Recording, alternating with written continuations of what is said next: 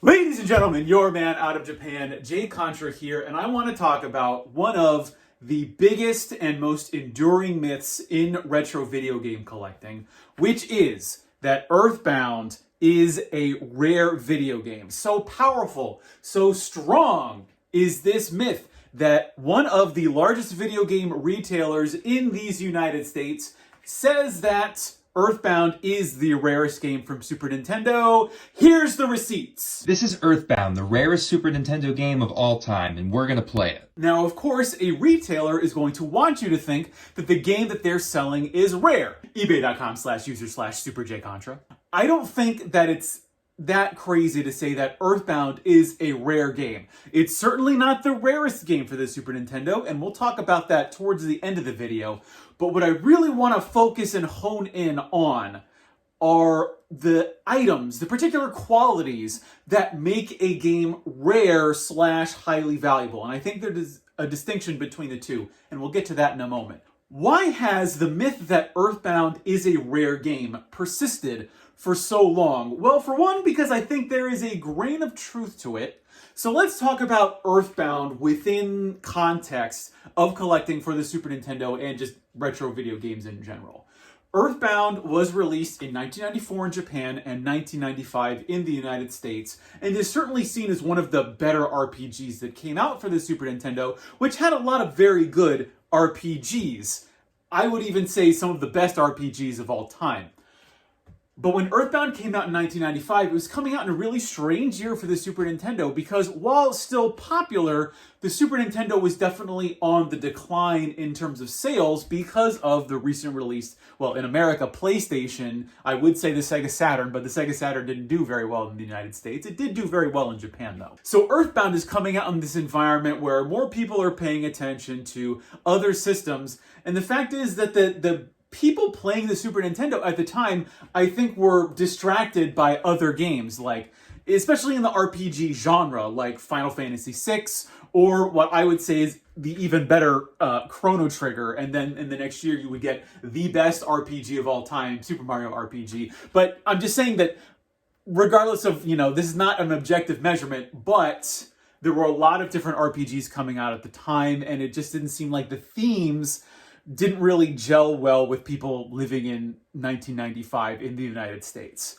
So while the game did end up selling over 100,000 copies, you can read stories of people back in the day, trading in their copies of Earthbound at like Funko Land or EB Games for like $25, or even being able to find new copies of Earthbound for $25 at Best Buy. So for a while, it didn't even review like that well, not that poorly either. It was really seen as like a solid 8 out of 10 back in the day. People didn't appreciate Earthbound.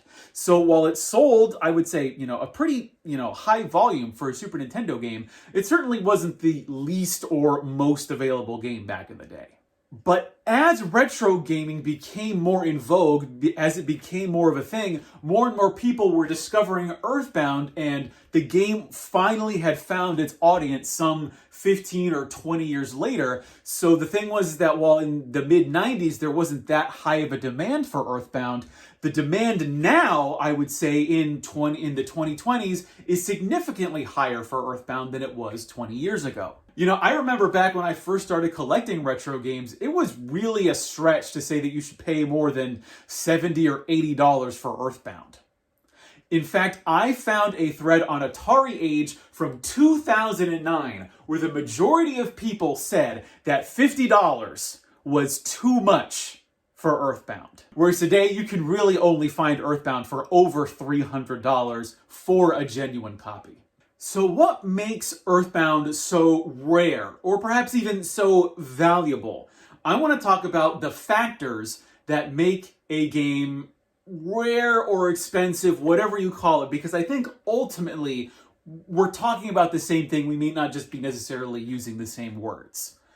I would say the two things that really make a game valuable or rare are scarcity and demand. And we're talking about this is of course supply and demand, and we're going to talk about what constitutes each one of them. The thing about scarcity of a game is that you're talking both availability, how easy it is to say go on eBay and pick up a copy of a game, versus how many actual extant copies of a game there are out there in the wild. For example, the first generation of Pokemon games sold in the probably tens of millions. There are millions of copies of Pokemon out there that exist, but they're pretty expensive. You can see a lot of them on eBay, but the price it's not going to be very, very high in most cases, but it's also never going to be low because there is a huge demand for Pokemon games out there. Contrast that with something like, say, Hagane. Hagane for the Super Nintendo was a game that was released in extremely limited quantities, and so you just don't see it that much out there on eBay, or if you even say went to a convention, you're just not going to see it, and that's why the price is so high. Yet the demand for Pokemon is going to be much higher for Hagane, so ultimately, I see the price or the value of a game as the the determiner of rarity, or the most objective way we can measure rarity. Because not every game that is scarce is going to be in high demand. For example, I'll just talk about a game I picked up recently, Bazooka Blitzkrieg, a Super Scope game for the Super Nintendo. Nobody wants Bazooka Blitzkrieg except for me because I had it when I was a kid. There also aren't that many copies out there. When I searched on eBay, I found only 3 copies of Bazooka Blitzkrieg available on eBay at this moment. Does that mean it's rare? Well, maybe to some people it'd be uncommon because it's not very expensive and not in high demand.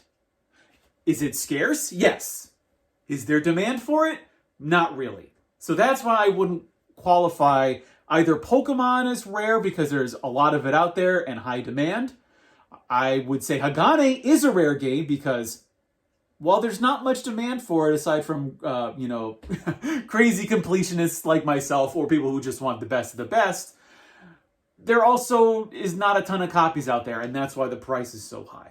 Let's then bring this triad or triangle, whatever you want to call it, to Earthbound. Now, Earthbound is definitely scarce.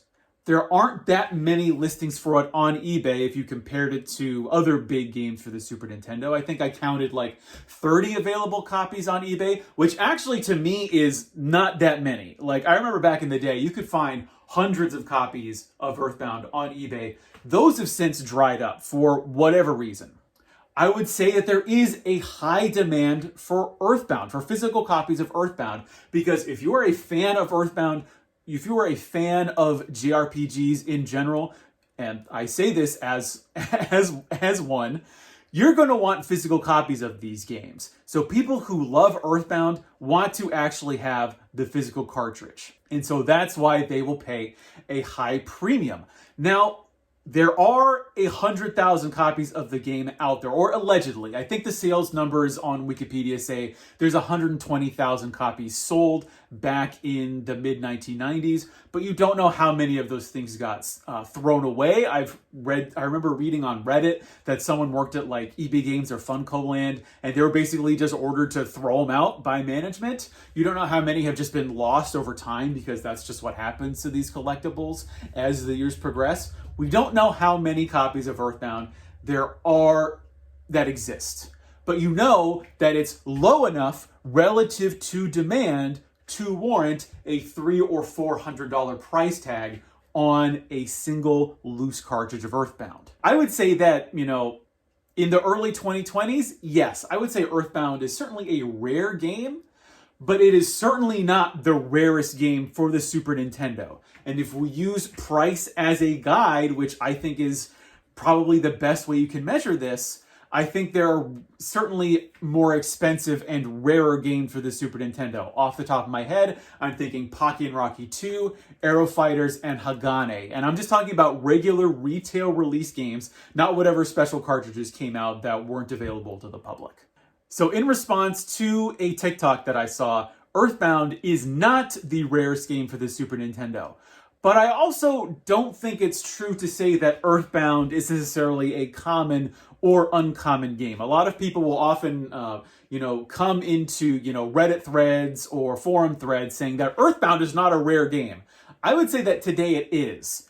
I don't think you could apply the same logic to, say, a game that's in demand like Pokemon, but I think that Earthbound, because of its low sales back in the 1990s, because of its high present demand, I think hits that sweet spot, and I think it has the price to reflect it, that Earthbound today is a rare game, but it is not the rarest game for the Super Nintendo. I hope I've made sense in terms of my description of what a rare game is. If you think I'm crazy, please leave me a note in the comments. I've been your man out of Japan, Jay Contra. Mahalo for watching, and see you next time.